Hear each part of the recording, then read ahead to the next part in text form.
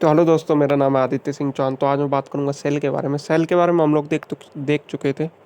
जैसे कि ये हमारा सेल है, इसमें हम लोग देख चुके थे। इधर बीच में न्यूक्लियस होता है, इधर माइटोकॉन्ड्रिया होता है, गोल्गी बॉडी होती है, इधर सेंट्रोसोम होता है, लाइपोसोम होता है, ये लाइपोसोम है। और ये हमारा सेंट्रोसोम, ये इधर एंडोप्लाज्मिक रेटिकुलम हो गया, ये क्या हो गया, ये ईआर हो गया। तो ये सब हम लोग देख चुके थे। एक बार मैं रिवीजन करा देता हूँ। तो एंडोप्लाज्मिक रेटिकुलम क्या करता है, इसमें हम लोग पीडीएफ के हिसाब से बाद में हम लोग चलेंगे। तो एंडोप्लाज्मिक रेटू नहीं है तो माइटोकॉन्ड्रिया है ना, ये है माइटोकॉन्ड्रिया। माइटोकॉन्ड्रिया क्या करता है, माइटोकॉन्ड्रिया बनाता है हमारा। बेसिकली इसको पावर हाउस ऑफ सेल भी कहा जाता है, पावर हाउस ऑफ सेल। तो इसको पावर हाउस ऑफ सेल इसलिए कहा जाता है क्योंकि ये एटीपी के फॉर्म में एनर्जी बनाता है। एटीपी के फॉर्म में एनर्जी इस तरह से ये बनाता है कि जब हम खाना खाते हैं, जैसे ये हम है ना, हम इधर से फूड ले रहे हैं। जैसे ही हम खाना खाते हैं तो खाने को तोड़ा जाता है, मतलब पाचन क्रिया की क्या बोलते हैं उसको, डाइजेशन के थ्रू खाने को तोड़ा जाता है। इसमें से अलग अलग मतलब प्रोटीन्स वगैरह निकाल लिए जाते हैं ना, सोख कर लिए जाते हैं। और ये सारे प्रोटीन जाते हैं माइटोकॉन्ड्रिया के पास। माइटोकॉन्ड्रिया क्या करता है, इनसे एनर्जी बनाता है, इसलिए इसको पावर हाउस ऑफ सेल भी कहा जाता है ना, इसलिए इसको पावर हाउस ऑफ सेल भी कहा जाता है। अब बात ये है कि इसको पावर हाउस ऑफ सेल भी कहा जाता है ना, ये हमारा माइटोकॉन्ड्रिया। अब ये क्या करता है, ये एटीपी के फॉर्म में, ये जो एनर्जी होती है ये एटीपी के फॉर्म में एग्जिस्ट करती है। माइटोकॉन्ड्रिया में एटीपी के फॉर्म में एनर्जी बनाता है। एक और बात बता दूं कि माइटोकॉन्ड्रिया में आरएनए भी पाया जाता है। ये सब तो हम लोग बाद में बात करेंगे, अभी तो हम लोग बात करते हैं एटीपी के बारे में कि एटीपी ये बला है क्या, थोड़ी जगह बनाई जाए।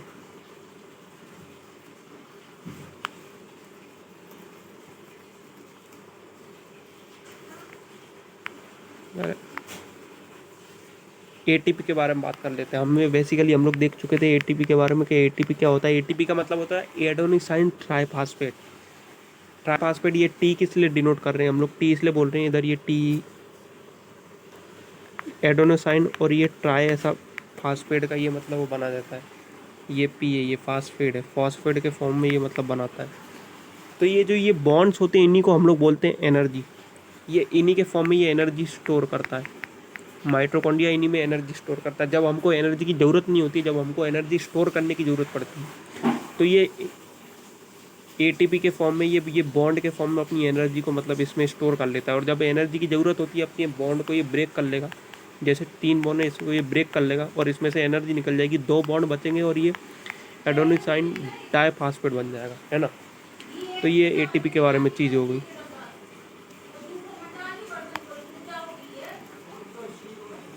ये हमारा एडेनोसाइन डाइफॉस्फेट हो गया, है ना। और क्या क्या चीज़ बतानी थी, और मैं बता चुका था सेंट्रोसोम के बारे में। सेंट्रोसोम क्या करता है, चलो हम लोग पीडीएफ के हिसाब से चलते हैं। ये हमारी पीडीएफ है। किसके बारे में हम लोग देख चुके थे, हम लोग कोशिका के बारे में हम लोग देख चुके थे। बेसिकली हम लोग बात कर रहे थे सेल के बारे में। इधर सेल लिखा हुआ था, है ना। हम लोग बात करते हैं सेल के बारे में। सेल की स्टडी जो होती है वो साइटोलॉजी कहलाती है, ये हम लोग देख चुके थे। हम लोग ये भी देख चुके थे कि सेल जो है वो सबसे छोटी यूनिट है हमारी बॉडी में। जैसे कि घर अगर हम लोग बनाते हैं, जैसे कि हमने घर बनाया, ये खान सर का पीडीएफ है बेसिकली। जैसा कि हमने एक घर बनाया, उसमें सबसे स्मॉलेस्ट यूनिट क्या है, उसमें उसमें आपको रेती भी लगी, उसमें आपको सीमेंट भी लगा, टाइल भी लगी, आपने घर भी बनाया, दीवारें बनाई इधर। पर ये सबसे स्मॉलेस्ट यूनिट क्या है जिसकी वजह से घर नहीं बन पाता अगर वो नहीं होती, कि वो है ब्रिक। ये ब्रिक के बगैर घर ही नहीं बन पाता। कि ये सबसे स्मॉलेस्ट यूनिट है। सबसे पहले हमको ब्रिक ही चाहिए, ईंटों से ही तो घर बनाओगे। तो ये हो गया। तो सबसे स्मॉलेस्ट यूनिट हो गई हमारी ब्रिक। इस केस में मतलब घर के केस में अगर हमें बिल्डिंग खड़ी करनी है तो पहले हमें ईंटें ही लगानी पड़ेंगी। ईंटों से जुड़ जुड़ के बिल्डिंग बनेगी। तो ऐसा ही हमारे शरीर है, बॉडी है। बॉडी में सेल क्या है, सबसे स्मॉलेस्ट यूनिट है। अब सेल को के कॉम्बिनेशन को ही हम लोग टिश्यूज़ बोलते हैं। और टिश्यू मिलकर ही, और टिश्यू को मतलब ग्रुप ऑफ सेल या फिर ग्रुप ऑफ सेल को हम लोग बोलते हैं टिश्यू, और टिश्यू मिलकर ही बनाते हैं ऑर्गन्स या बॉडी स्ट्रक्चर पूरा, है ना। तो सबसे पहले तो हमारा ये, हमने ये समझा कि हमारा सेल क्या है, सबसे स्मॉलेस्ट यूनिट है।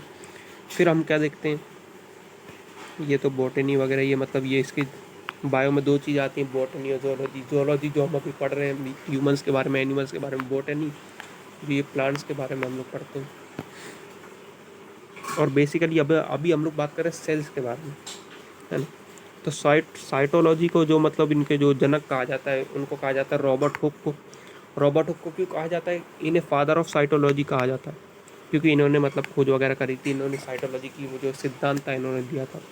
इन्होंने क्या करा था, इन्होंने सबसे पहले मरी हुई सेल को इन्होंने डिस्कवर किया था, तो इसलिए इनको बोला जाता है father of cytology. Father of biology भी इन्हीं को बोला जाता है, मैं एक बार कंफर्म करके बता दूंगा, पर इन्हीं को बोला जाता है ना।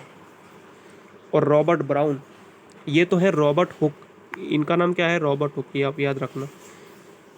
इन पे हाईलाइट में कर देता हूँ, इनको आप याद रखना, है ना। ये तो हो गया रॉबर्ट हुक, ये हो गया रॉबर्ट हुक। अब एक और आता है, अब और एक और है, इन्होंने तो क्या करा था, इन्होंने मृत कोशिका की खोज करी थी। इन्होंने क्या क्या करा था, इन्होंने इन्होंने मरी हुई कोशिका, मरी हुए सेल की खोज करी थी। रॉबर्ट ब्राउन आए इसके बाद। कब आए रॉबर्ट ब्राउन, रॉबर्ट ब्राउन आए। रॉबर्ट ब्राउन ने क्या करा, इन्होंने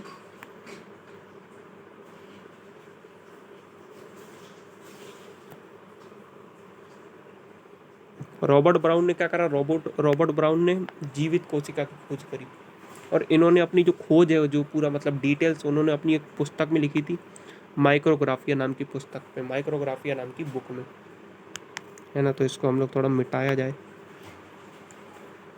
प्रथम जीवित कोशिका 1974 में खोजी गई। प्रथम मृतिक कोशिका मतलब मरा हुआ सेल तो 1965 में ढूंढा गया था रॉबर्ट हुक के द्वारा।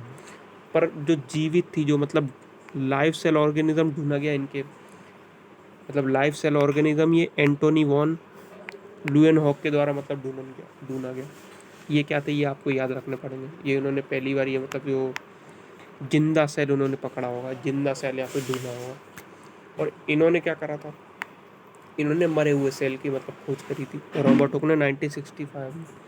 और रॉबर्ट ब्राउन क्या थे, रॉबर्ट ब्राउन ये थे, उन्होंने अपनी मतलब जो भी जो संबंधित, रॉबर्ट ब्राउन क्या थे, रॉबर्ट ब्राउन ने अपनी जो भी जो मतलब स्टडी करी होगी ये सेल वगैरह को, उन्होंने अपनी माइक्रोग्राफिया पुस्तक में, माइक्रोग्राफिया बुक में ये सब अपना किया था। 1974 की बात करें तो 1974 में आए थे एंटोनी वॉन लुविनहॉक। इन्होंने क्या करा, इन्होंने जिंदा जिंदा सेल की खोज करी, इसलिए इन्हें कहा जाता है फादर ऑफ बैक्टीरियोलॉजी। जो बैक्टीरिया वगैरह होते हैं, कोरोना तो बेसिकली वायरस है, बैक्टीरिया वगैरह होते हैं, काई जैसे जम जाती है घर पे, काई जम जाती है बारिश के मौसम में। अभी काफ़ी ज़्यादा होता है, तो अभी तो वैसे भी कभी बारिश चली गई, पर अभी होता काफ़ी ज़्यादा। तो ये चीज़ें है ना। ये ल्यूएन हॉक को आप लोग याद रखना। 1974 में फादर ऑफ बैक्टीरियोलॉजी कहा जाता है।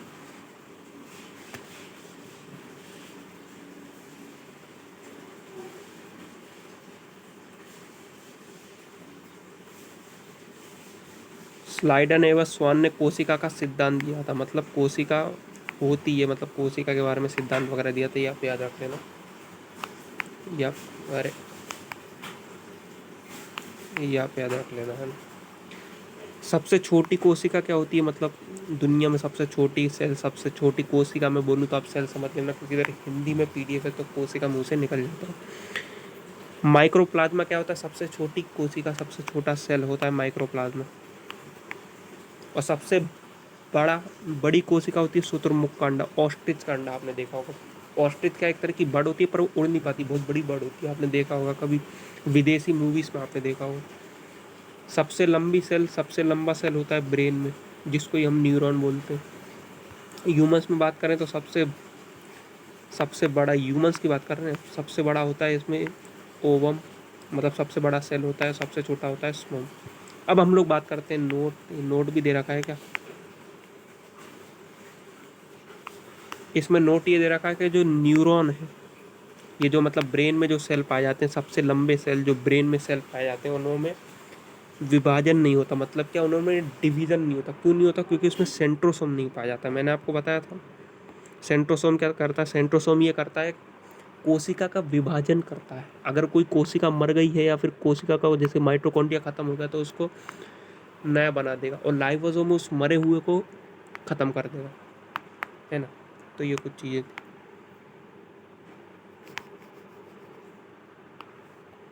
और क्या क्या चीज़ें, सबसे तेज़ी से कोशिका विभाजन लीवर में होता है, तो बिल्कुल सही। सबसे ज़्यादा सेल डिवीज़न लीवर में होता है, इसलिए आपको अगर मतलब लीवर अगर आपका कट या किसी ने चाकू वाकू मार दिया लीवर तरफ में, तो उधर सबसे ज़्यादा मतलब सेल डिवीज़न होता है, वो सही हो जाएगा ज़्यादातर, है ना। सबसे कम होता है न्यूरॉन में, मतलब होता ही नहीं, और सबसे तेज़ी से होता है किस में, लीवर में। ये हमने देख लिया था। और देखते हैं चच्चा, और क्या है इधर, प्रोटोप्लाज्म। प्रोटोप्लाज्म में क्या होता है, इधर देखते हैं। ये जो हमारा सेल है, इधर न्यूक्लियस भी, माइटोकॉन्ड्रिया, सेंट्रोसोम वगैरह सब है। इनके बीच में डिस्टेंस रहनी चाहिए, एक दूसरे से टकरा नहीं जाए, इसलिए इधर होता है एक लिक्विड भरा होता है, जिसको हम बोलते हैं प्रोटोप्लाज्म, है ना। और 80% ये लिक्विड होता है। मतलब 80% नहीं लिक्विड भरा होता है। हम लोग PDF में जाके चर्चा करते हैं क्या कुछ चीज़ें, नहीं तो कहीं गलत बोल दूंगा मैं। क्या है प्रोटोप्लाज्म, क्या है, ये लिक्विड है जो कि सेल में पाया जाता है। इसकी खोज पुरकिंजो ने की थी, पुरकिंजो ने किया था, इसकी खोज करी थी पुरकिंजो। ये आपको नाम याद रखना पड़ेगा बेसिकली, इस पर मैं थोड़ा हाईलाइट कर देता हूँ।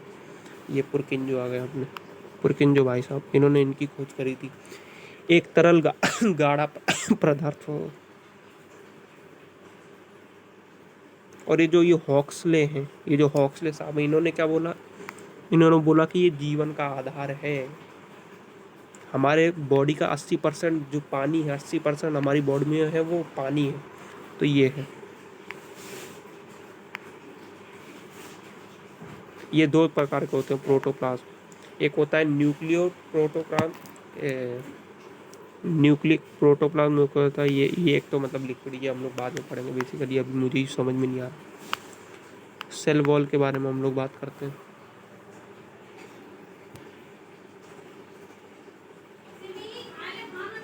दे दे सेल वॉल के बारे में बात करते हैं। सेल वॉल क्या होती है, सेल वॉल, ये हमारा सेल है,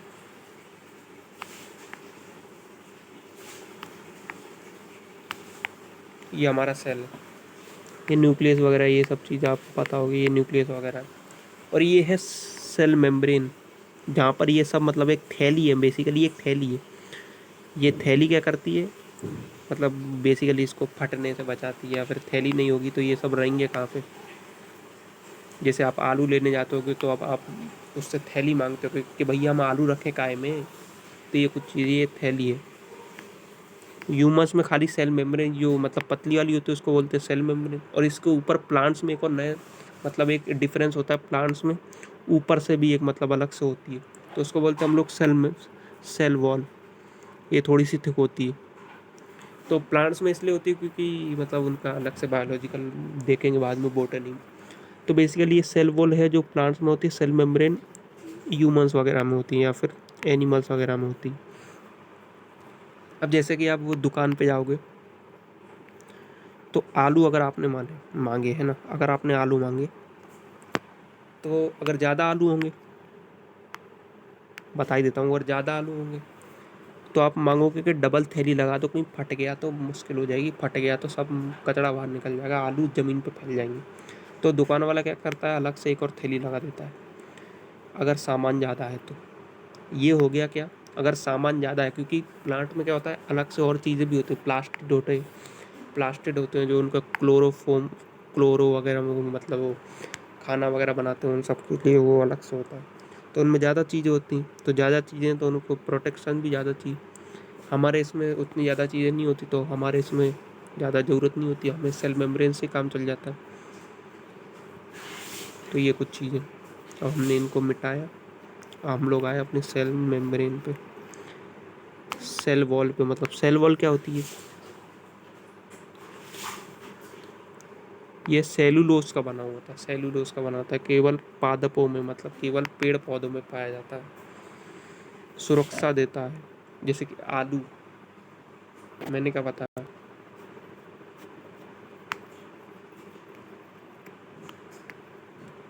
आलू ज़्यादा है तो आप डबल थैली लगाओगे नहीं लगाओगे। तो इधर ये सामान ज़्यादा है तो इसमें सेल वॉल भी लगा दो, है ना। तो ये कुछ चीज़ें थी।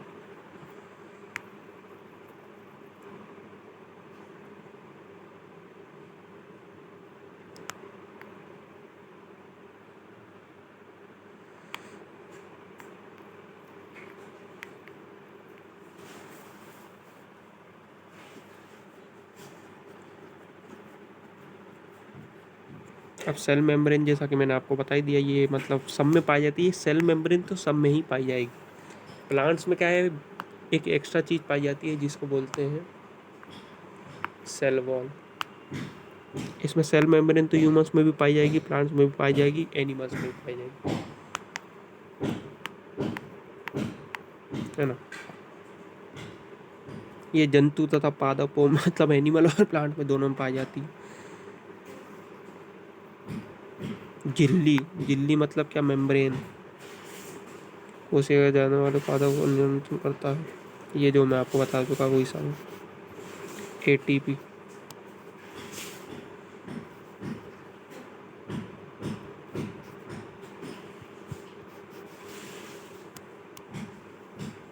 राइबोसोम, ये सब चीज़ें, ये इसमें तो आपको समझ में नहीं आएगा, मैंने जो डायग्राम बनाया था उसमें आप देख लेना।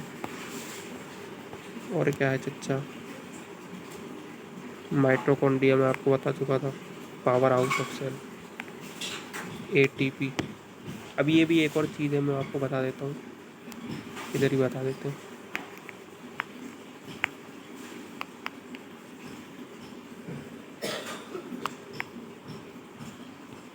जो हमारे वायरस या बैक्टीरियाज होते हैं, उनमें 70s पाया जाता है। और जो ह्यूमन प्लांट वगैरह होते हैं उनमें पाया जाता है 80s। तो ये प्रोटीन वगैरह बना रहा है। आ गई है कलीसन।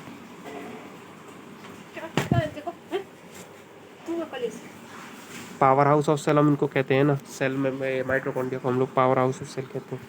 इन्हें कहाँ कहाँ से ऐसे ऐसे लोग आते हैं, तो देखो आप खुद ही, एंडोप्लाज्मिक रेटिकुलम। अरे भाई, एंडोप्लाज्मिक रेटिकुलम, इसके बारे में मैं आपको बता चुका था, इसके बारे में हम लोग बात करेंगे कल।